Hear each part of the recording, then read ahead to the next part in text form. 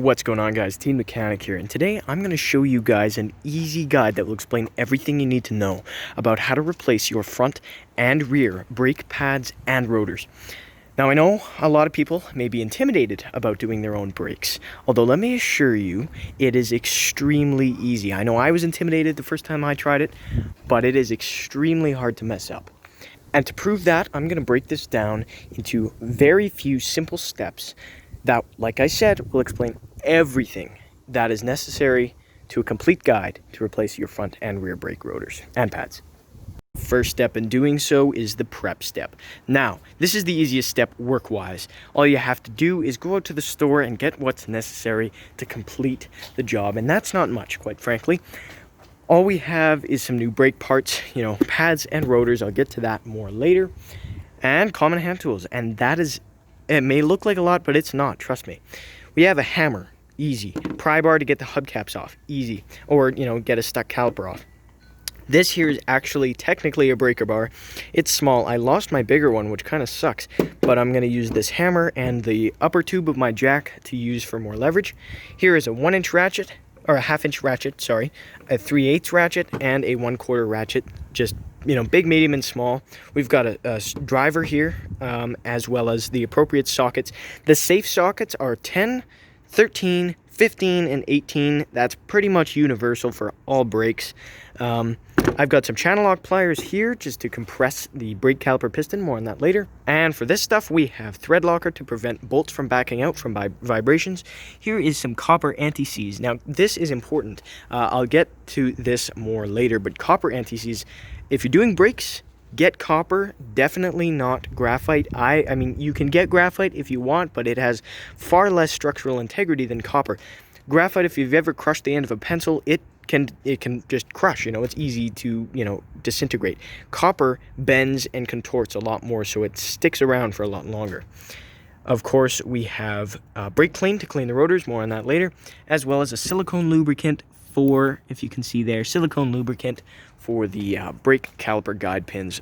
Again, more on that later. So that is basically it for now. These are just, standard, cheap of the cheap brake rotors. And, that's not necessarily always a good option, but the brake pads, I've gone with a higher end option for that.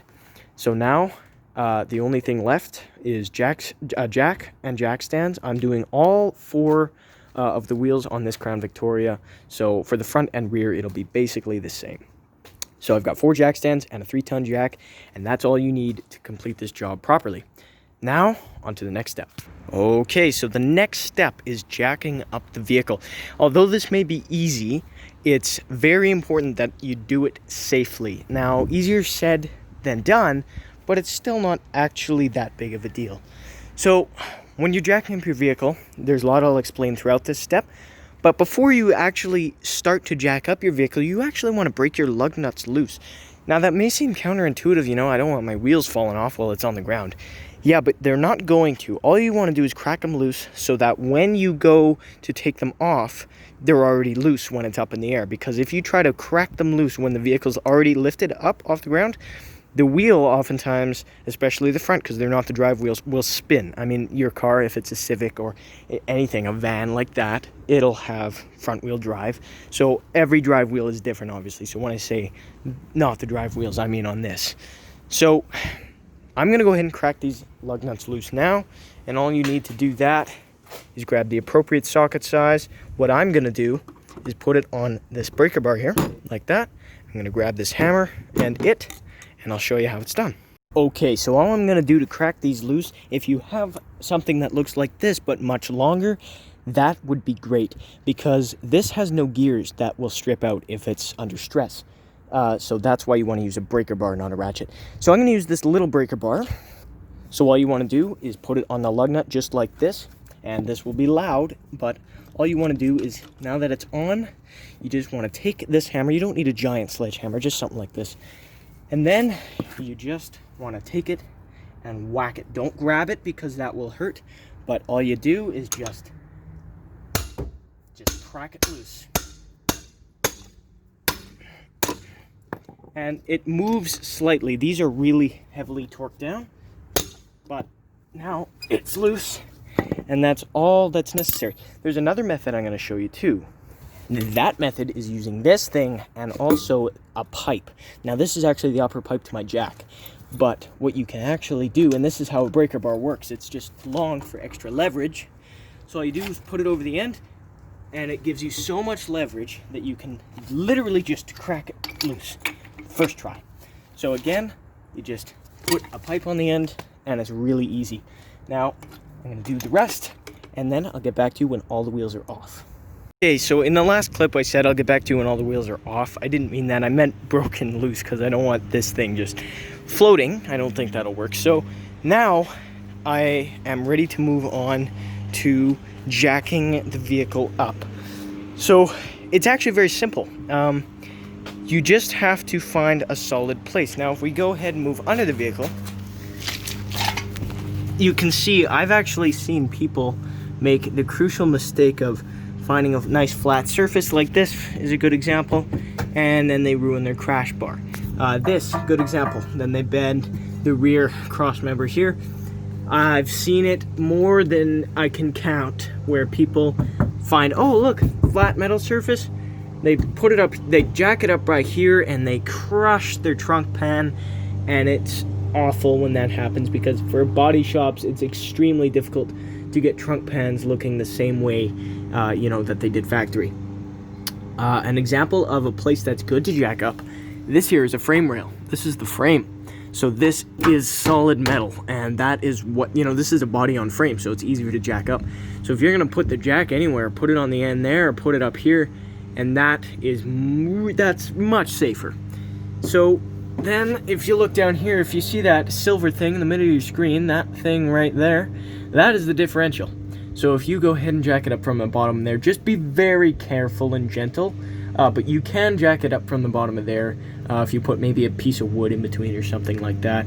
Don't jack it up by that, that's the exhaust, and definitely don't jack it up by that thin piece of metal running across the differential there, because if you do that, that'll bend your rear sway bar.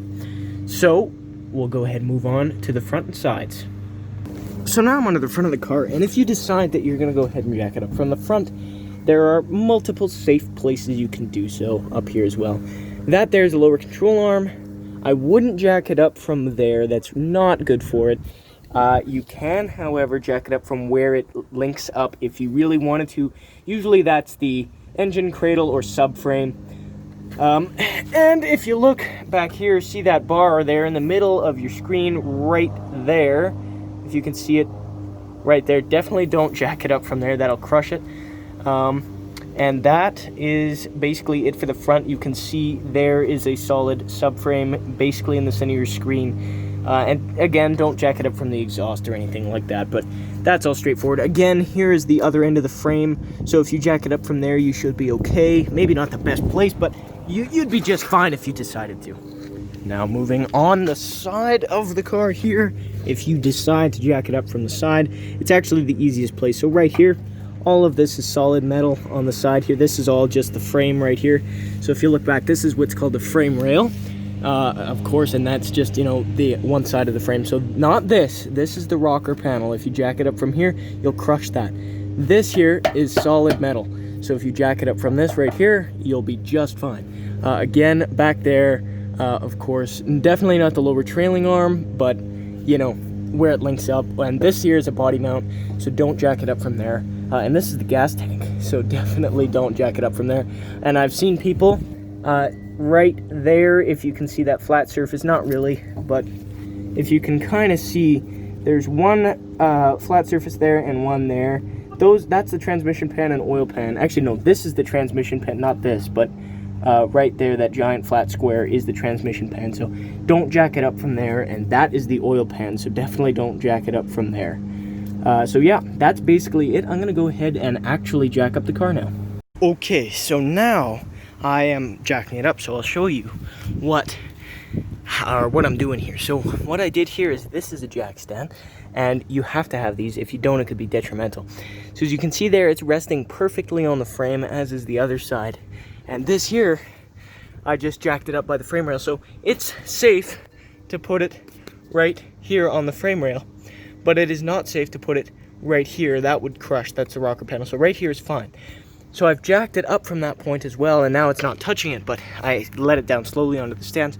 So both rear wheels are now on or off the ground properly. So this jack, if I was just doing the back, I would go ahead and jack it up just a little more so it's resting against the frame.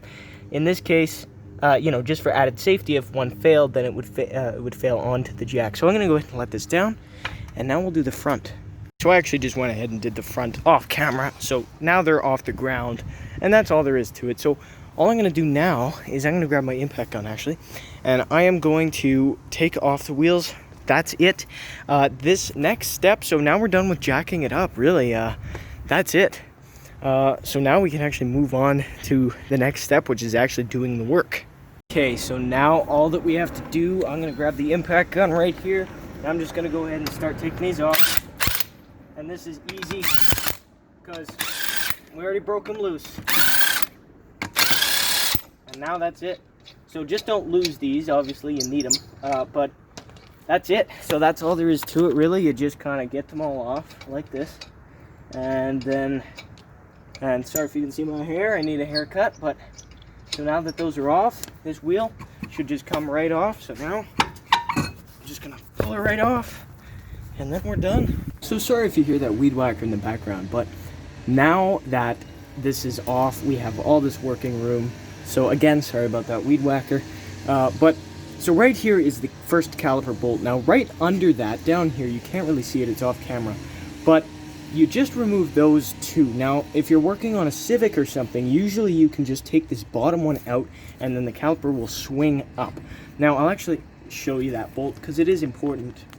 Here we go. I'll actually show it to you right now. So if you look down here, you've got a caliper bolt there and a caliper bolt there. Those should be, say, 13s, 15s. They look like 10s, but I would be surprised if they are. So once, if you undo those, which is very easy, I'm going to do that now. Like that. So now there was probably not much of a difference, but they are out now. So now all I have to do is move this caliper off. Now, easier said than done, but these pads usually actually should be able to move around a little more. This rotor is ruined, but I'm gonna go ahead and try to get these calipers out now. That weed whacker is very loud, so sorry about that. To get these out, sometimes they're stuck just like this. I'm gonna go ahead and get a pry bar. Okay, I can't really do much about that weed whacker, man. It's actually really starting to bug me, but there's nothing I can do about it. So anyway, I'm gonna go ahead and stick this pry bar in here and then just kind of start to try to pry the caliper off if I can here. I'll see if I can. Usually why I need these channel locks is also for reasons like this, where this here is, these pads are really stuck to this caliper, because usually, you know, the caliper comes off first and then the pads slide out of the bracket, but this seems to be kind of different. Also, a flathead screwdriver helps sometimes, but I'm just going to use a pry bar on this one, and there you go. It comes right out. So these swing up, that's what this is for, they swing right up, so that was actually easier than I thought. So these pads, they slide out of the caliper, I guess, not out of the bracket, so I've never seen that before, but we'll go ahead and, well, I have seen that before. What am I saying? So I'm going to go ahead and get this out now. You can see, just gotta get this out. This is actually latched into the piston, so I'm going to get that out second. But all I'm going to do is kind of pry these back and slide the pad right out. Okay, so I went and I grabbed a flathead screwdriver. It's going to help quite a bit. So if we go ahead and just make sure not to stress the brake line, and by stress I mean bend it the wrong way or let the caliper hang by it, because that can damage the brake line, and you know that wouldn't be good when you're driving. So I'm gonna go ahead and pry these clips back, just kind of get it in there and pry them back. They seem to be kind of springish, so just try to get in there as best as you can and pry them outwards. And then once you do that, you should just be able to kind of get in there and pop them out like this. Like this. Okay, so now that pad is out. Now we got to get this one out. So this one doesn't just slide out, you have to pull back on this, and that's because it has this claw that goes into the piston. So now that's out, and what I'm going to do before I forget, this is very important, go ahead, take your channel locks, push the button in, set it to the widest position like that, and then go ahead and grab, actually, you know what? These can be a little bit narrower. So I'm gonna go ahead and grab the piston now. Of course, there's a plane flying over me. Grab the piston like this and the back of the caliper and just squeeze as hard as you can to compress that piston back in to make room for the new brake room, or brake material. So when that bottoms out, kind of like that, then you can take this off and it's done. So that just compresses the piston back down, because the new pads are obviously going to be quite a bit thicker than the old ones, so you have to make room for that more material. Now I'm actually just going to go ahead and set this back here somewhere where it won't fall. I'm just going to hook it like that, and now we can move on to the rotors. Now I've actually seen it like every brake job I've done other than this one. You see back here, this right here is the caliper bracket, and you can see back here where it would be bolted on right back there. You would have to usually unbolt this because what happens usually is this comes down and then the caliper goes over top, but it looks like I can actually get the rotor off without taking this bracket off, which is strange.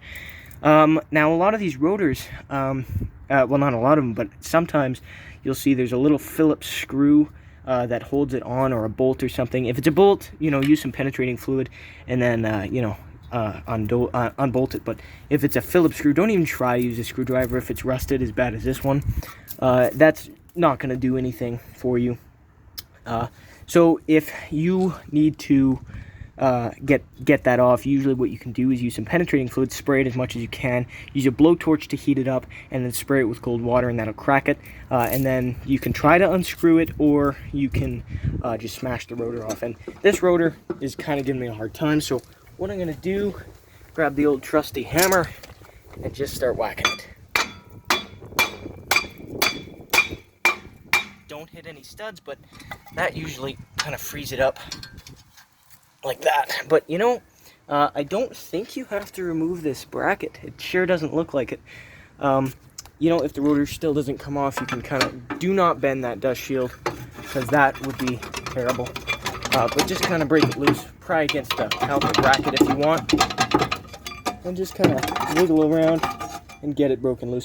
I'm actually going to have to go ahead and use some penetrating fluid on this one. This one's stuck. Okay, I can't quite express over film how awful that was. So that, I want to say, took about an hour and a half. And I finally, 30 seconds ago, just got that rotor off. So I was whacking on it so hard, and I was trying desperately to get it off. And of course, these are drums. These are drum and hat. So of course I know that the parking brake is a drum inside of the rotor. So unfortunately, these were stuck. The brake shoes were stuck on, you know, on the inside of the rotor there. So what I had to do was, see this little hole right here that my finger's in. I had to stick a screwdriver in there and use this gear, and I adjusted the shoes inwards. Thank God, and it worked. And that was so lucky. Like, I just can't even describe that. Anyway, so now that that's done, I'm gonna go ahead and prep it and get the new rotor on. That's pretty much it for the disassembly. So now we can move on to the next step. Okay guys, so now we can go over the parts. So as you can see here, PartSource was actually really kind enough to write F and R for front and rear pads. So I'm going to go and move the front ones out of the way for now. The front is exactly the same as the back, by the way, so I'll show you briefly, you know, what the front kind of entails. But it's exactly the same pretty much as the rear, except for, you know, I mean, drum and hat design in the rear, but not in the front. Okay, so the pads, of course, they have that same claw that grips into the piston. So we'll grab that, and we'll grab this. So we need that. And that's all we need for pads, except for the brake hardware. Here you can see we have the hardware right here. So if we go ahead and look down here, you'll see this is the brake hardware. This brake hardware actually looks fairly different from what I've seen, but you know, it's here and it's important. So if you look right here, all you got to do is just get this off right here. So just kind of try your best there. I'm doing this one-handed, so it's a little bit more complex, but it's definitely doable. Just get that off, and then, yeah. So all you have to do is get this metal part off the end here. Got the brake hardware off, so all it is these channel-like things that fit over top of the brake caliper bracket. So we're gonna need those to get those out of the plastic, and that is it for pads. As for rotors, very similar, just in the box here. So as you can see, R was engraved into the box here, but now we'll go ahead and get these out here. I'm gonna go ahead and do this off camera. Okay, so here's the brake rotor right here, the new one. Go ahead and actually, you know what? I'm also gonna grab this box because I'm gonna have to use this for brake clean. So go ahead and get this plastic out of here like that. Whoops. That's really not hard, so I'm gonna just get the plastic off. And then you've got your rotor here, and there's an important step that I'm gonna cover here in just a second. Okay, so here's the important step I was talking about. Here you can see is Clean Flow brake cleaner. Clean Flow doesn't matter, but it's just brake cleaner, and you always want to wipe these down. Well, actually, I'm going to get some paper towel. Not exactly paper towel, but it'll do. So now you just kind of want to wipe around, make sure it's clean and there's no grease on it. Because what happens with rotors is rotors are prone to rusting, so during shipping they coat them with an anti-rusting coating, and it's self-explanatory. It prevents them from rusting during shipping. So that is oily and greasy, and oil and brakes don't exactly mix. So it's a really important step to clean these off with brake clean before even thinking about installing them in your car. And these are gritty rotors, so they actually feel pretty good, actually. So just wipe them down, and that's it. Okay, so now before you go ahead and install those, you want to grab a metal wire brush and clean off the hub. I already did the place where the brake hardware goes, so you just kind of want to make sure the hub is nice and clean.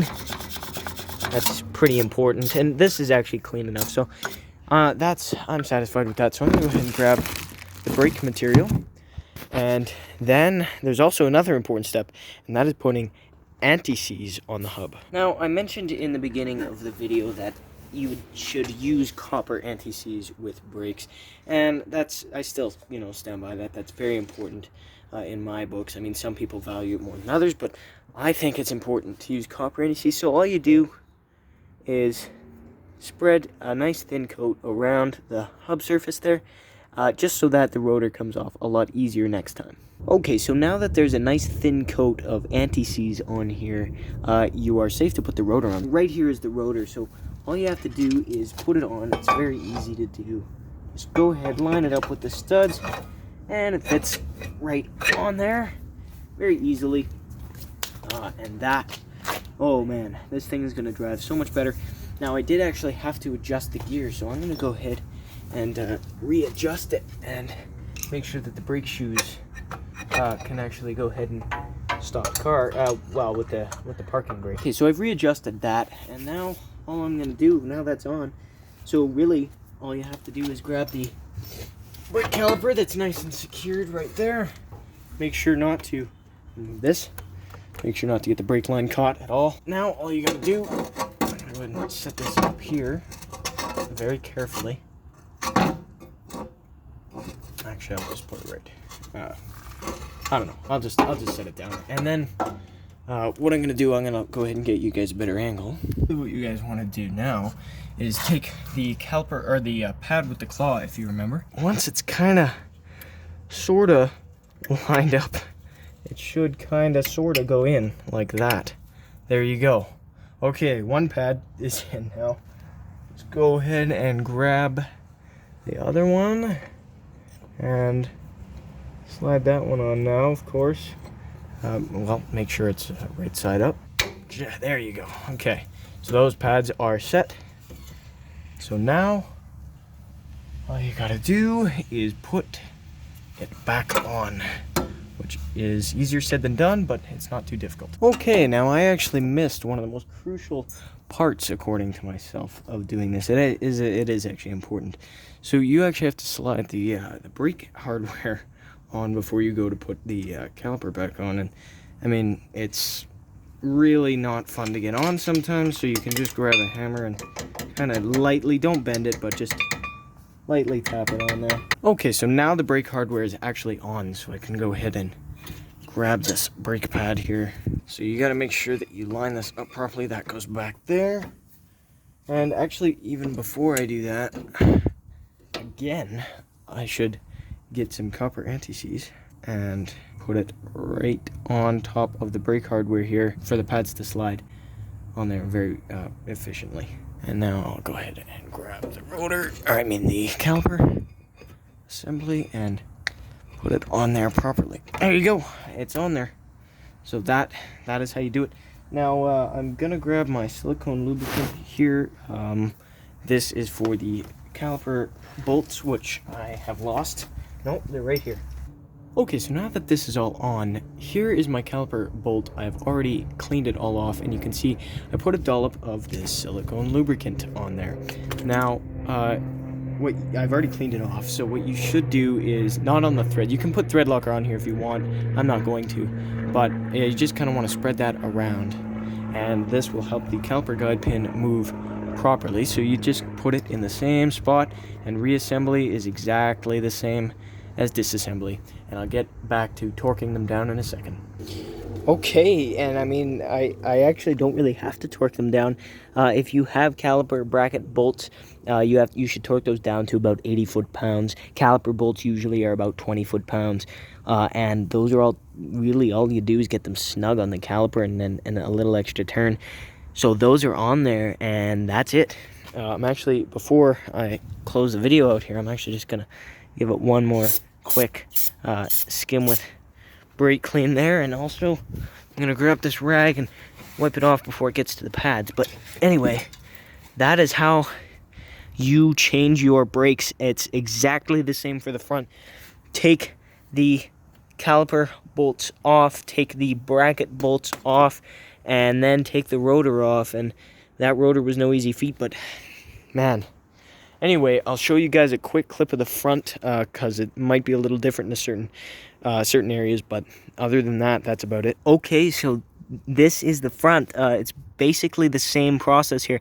Now, if you are doing the brake zone here, sometimes you have to remove this dust cover. That's easy. You just get a flathead screwdriver and pop it off. Anyway, so if you look in here, caliper. If you're doing the front, same thing with the bolts. Caliper bolt there, caliper bolt on the bottom, and then here's a bracket, so you have to remove this before you can get the rotor off. So if you look down here, this bolt right here is holding on this bracket. So once you get the caliper off, then you remove those bolts, and it's extremely easy. Okay, so the front is a much more conventional setup here. So once you get the caliper off, I mean, you can set that off to the side there, but you can see this here is how it's supposed to be. This pad slides out of the bracket. You throw that out, and this actually doesn't use brake hardware by the looks of it, but then this pad just comes right out as well. And then you grab your channel locks and squeeze this down, and then you remove this bracket, and I'll show you how to do that now. Okay guys, so this bracket just came right off, and here are the two 18mm bolts that just sit right here in this knuckle, right back there. And this rotor comes right off. Once you're done with that, this rotor doesn't have any weird drum and hat design. It comes right off of the hub, and it's extremely simple. Now, literally all you have to do, clean this surface off, grab the rotor, put it on, put the bracket on, put the caliper on, you're done. It's just extremely simple on the front. The back was a bit of a cluster, you know what. On the front, this was easy. So anyway, that is the end of the video. Boy, that was difficult on the back, getting those rotors off, but other than that, it was easy. I'm telling you, I know that looked difficult, and I made it sound difficult, and it was to get the rotor off, but once I figured out the trick, easy peasy. So, drum brakes, a whole nother video I'll have on that. But rotors, this was easy. So I hope you guys enjoyed this video. If you did or found it useful, give it a like, share it with someone who you think might also find it useful or enjoy it. And don't hesitate to leave a like and let me know in the comment section below how I can improve. And again, thanks for watching, and I'll see you guys in the next video. Stay tuned. Okay, so now that there's a nice, of course there's an airplane. Okay. Yep. And the guy with the weed whacker's back.